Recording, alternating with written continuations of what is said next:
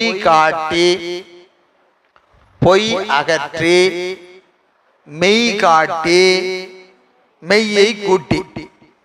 முதல்ல என்ன செய்யறாரு? பொய் இது என்று காட்டுகிறார். பொய் இது என்று காட்டுகிறார். அப்புறம் என்ன செய்யறாரு? அது கூட சேராத, அது கூட சேராத என்ன செய்யறாருங்க? பொய்யிலிருந்து நம்மை நீக்குகிறார். அப்புறம் இதுதான் மெய் என்று காட்டுகிறார். மெய்யோடு நம்மை கூட்டுகிறார். பொய்யை காட்டி பொய்யை நீக்குகிறார், மெய்யை காட்டி மெய்யை கூட்டுகிறார். இந்த ரெண்டு உபகாரம் யார் செய்யறா?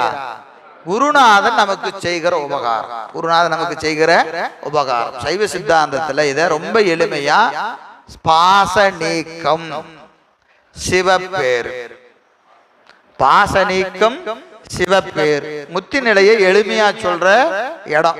பாச நீக்கமும் சிவப்பேர்.